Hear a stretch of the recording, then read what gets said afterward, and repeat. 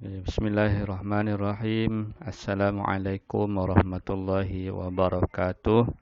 Anak-anak yang dikasihi semua. Jadi hari ini untuk subjek Jawi, mari kita sama-sama belajar mengenai formula KVK. Jadi formula KVK ini Ustaz sudah pernah ajar sebelum ini, minggu lepas kalau tak silap. Cuma selepas Ustaz semak latihan yang diberikan, Ustaz dapati seolah-olah masih ada lagi yang belum faham, masih keliru dengan topik ini. Jadi Ustaz akan ulang lagi sekali. Ini adalah sebagai ulang kaji. Malah tajuk ini sebenarnya tidak ada di dalam buku teks. Tetapi tajuk ini sangat penting. Kerana ini adalah asas dalam ejaan Jawi. Dan ia ada kaitan dengan tajuk yang akan kamu belajar di dalam buku teks tahun 4 ini. Maksudnya tajuk selepas ini. Okey, jadi kita tengok formula KVK. Baik.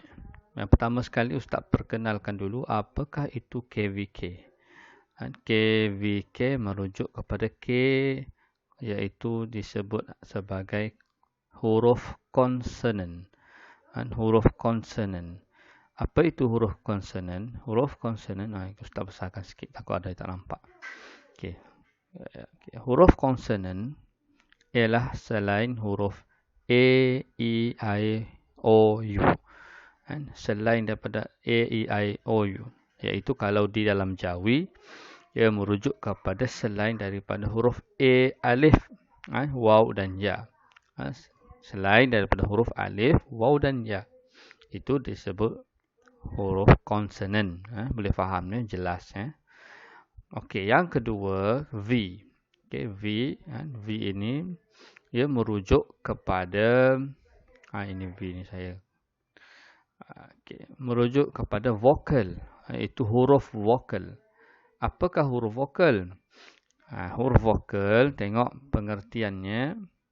Huruf vokal itu adalah huruf A, E, I dan A, E, I, O dan U. Ataupun di dalam Jawi, ia dikenali dengan huruf alif, waw dan ya. Okey, ini huruf vokal. Okey. Dan K, satu lagi pun sama, konsonan. Huruf konsonan iaitu selain huruf A, E, I, O, U. Okey, jelas. Jelas apa maksud KVK. Baik. Jadi kita pergi kepada seterusnya, iaitu bagaimana kita nak mengeja. Nak eja Jawi. Okey. KVK kena ada alif atau tiada alif. Baik. Dalam ejaan Jawi, sangat penting untuk awak tahu. A yang ditulis dalam rumi itu adakah perlu ditukar kepada alif atau tidak. Kerana banyak sangat perkataan yang ada alif. Banyak sangat perkataan yang ada A. Tetapi kita tidak perlu menukarkannya kepada alif. Okey, contohnya termasuk juga ialah perkataan yang mengandungi KVK ini. Apa itu KVK? Tadi Ustaz sudah terangkan. Maksudnya susunan, ejaan hurufnya itu bersusunan, KVK. Maksudnya vokal berada di tengah-tengah. Dan vokal yang dimaksudkan ialah bukan huruf lain. Hanya satu huruf saja. Vokal yang dimaksudkan di sini ialah huruf A sahaja. Untuk tajuk ni. Untuk tajuk yang kita belajar ini, nak tengok A ini Sama ada kena tukar kepada alif ataupun dibuang alif tersebut. Okey. Tengok perkataan yang pertama contoh. Ustaz bagi di sini contohnya perkataan gam. Baik. Gam huruf G. G pertama jelas dia adalah huruf konsonan selain daripada A, E, I, O, U. Yang kedua huruf A. Dia adalah huruf vokal. Huruf vokal. Dan M pun sama adalah huruf konsonan. Baik. Sekarang perlu ditukarkan kepada jawi. Kena jawikan. Bila nak jawikan, kita kena guna padanan huruf. Betul tak? Kita dah belajar padanan. Setiap huruf ada padanannya. Alif itu dipadankan dengan A. Ba dipadankan dengan B. Dan seterusnya. Okey. Huruf G. Kita nak jawikan huruf G, maka dipadankan dengan huruf Ga. Ini jelas. Kita memang kena tukar G. Okey. Persoalannya sekarang ialah pada huruf A. Huruf A ini kena tukar kepada alif ataupun tidak perlu. Maka dalam kes ini, dalam KVK ini, kita tidak perlu menambahkan alif. Kena buang alif. Sebab A ini berada pada kedudukan KVK. Maksudnya dia diapit di antara dua huruf konsonan. Jelas? Jadi terus saja Ga terus kita masuk kepada huruf yang ketiga ini, iaitu huruf M ditukar kepada huruf Mim. Jadi hanya ada dua huruf, iaitu huruf Ga dan Mim. Ga, Mim, Gam. Okey, itu untuk perkataan yang pertama. Contoh yang pertama. Contoh yang kedua, perkataan bas. Perkataan bas. Baik. Perkataan bas pun sama juga. Huruf B adalah huruf konsonan. Huruf A adalah huruf vokal. Huruf S huruf konsonan. A di sini berada di tengah-tengah di antara dua konsonan. Maka A yang berada di tengah kita gugurkan alif. Maksudnya tidak perlu ditulis huruf A alif. Faham? Jadi terus saja kita tukarkan B ditukar kepada ba, S ditukar kepada sin. Jadi ba, sin, bas. Okey, jelas. Ini contoh yang Ustaz bagi untuk perkataan yang ada satu suku kata. Ini baru satu suku kata. Sekarang Ustaz akan tunjukkan pula contoh untuk perkataan yang mengandungi dua suku kata. Ini selalunya ramai yang salah. Ini selalu ramai yang buat silap. Baik. Okey. Kita tengok KVK dalam dua suku kata. Ustaz beberapa kali sudah bagi tahu, sudah pesan. Apabila kita hendak mengeja jawi, kita perlu eja mengikut suku kata. Apa itu suku kata? Suku kata ialah bila kita sebut dia ada bunyi. Jadi bunyi itu berapa kali bunyi? Contoh perkataan ayah. A satu bunyi, yah satu lagi bunyi. Bermaksud ada dua bunyi. Di situ ada dua suku kata. Contoh yang lain, pembaris. Ada berapa suku kata di situ? Ada tiga, kerana ada tiga bunyi, iaitu pem, ba, ris. Ada tiga suku kata. Jadi dalam kes dua suku kata ini, bagaimana kita nak aja sekiranya bertemu dengan KVK.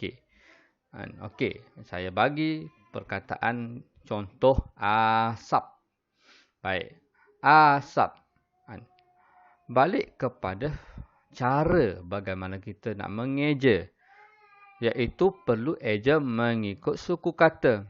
Jadi cara yang mudah, awak pecahkan dulu perkataan ini menjadi mengikut suku kata. Jadi ada dua suku kata di sini. Sab, saya pecahkan. Satu suku kata. Dan sab, ada satu lagi suku kata. Kita asingkan dia. Kita pecahkan, asingkan. Kita tak perlu libatkan. Kerana dia adalah berbeza suku kata. Okay, jadi, yang kita perlu fokuskan ialah pada suku kata yang ada KVK sahaja. Yang tu yang akan memberi masalah. Kerana pada KVK inilah yang melibatkan sama ada kita nak ada alif ataupun tidak ada alif. Betul tak? Okey. Sekarang asap. Okey. A ini seperti biasa tukarkan kepada alif. Jangan dibuang. Sebab dia tidak terlibat dalam KVK. Jadi letak alif A. Kemudian sub. Sub ini tengok alif berada di mana? Berada di antara dua konsonan. Betul tak? Kan ada S sebelah sini, ada P sebelah sini.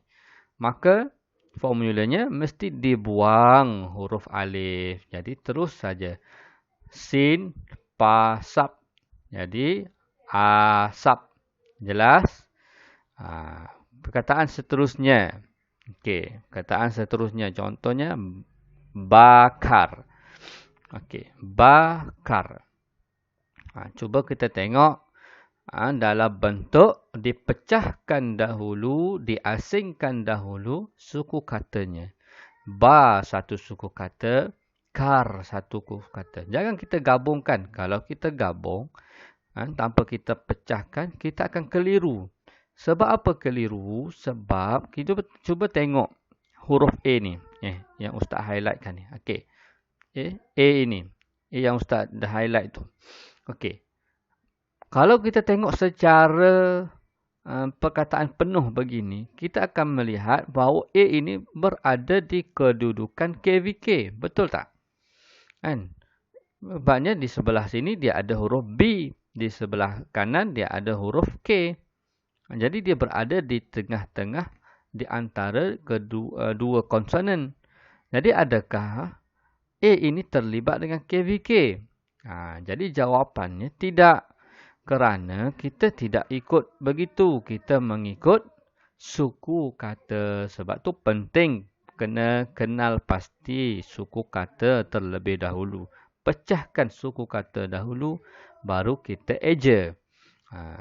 Jadi ba satu suku kata. Maka di sini tidak ada terlibat dengan KVK. Betul tak? A ini tidak berada di antara dua konsonan. Hanya ada satu konsonan di sebelah kiri huruf B. Huruf K sudah tidak terlibat. Sebenarnya dia adalah suku kata yang berbeza, suku kata yang lain. Baik. Jadi, maka bila kita nak eja ba, eja saja seperti biasa. Huruf B ditukarkan kepada ba. A ditukarkan kepada alif, kena ada alif. Sebab dia tidak terlibat dengan KVK. Boleh faham? Okey, seterusnya kar. Ini jelas. Huruf K, A, R, A berada di kedudukan vokal. Di tengah ini dikapit ataupun diapit dengan dua konsonan. Maksudnya dia terlibat dengan KVK. Maka A ini kita tidak perlu tukarkan kepada alif. Kita buang saja alif. Maka jadilah karokar. Bakar. Okey, jelas? Harap anak-anak boleh faham. Dan saya akan cuba bagi lagi latihan untuk mantapkan kemahiran kamu, penguasaan kamu dalam tajuk ini. Buat dengan hati-hati. Perhatikan betul-betul.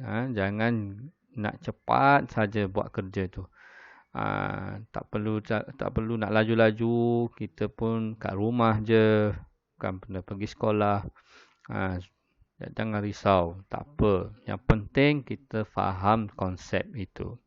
Okey, itu sahaja yang Ustaz boleh kongsi untuk setakat ini.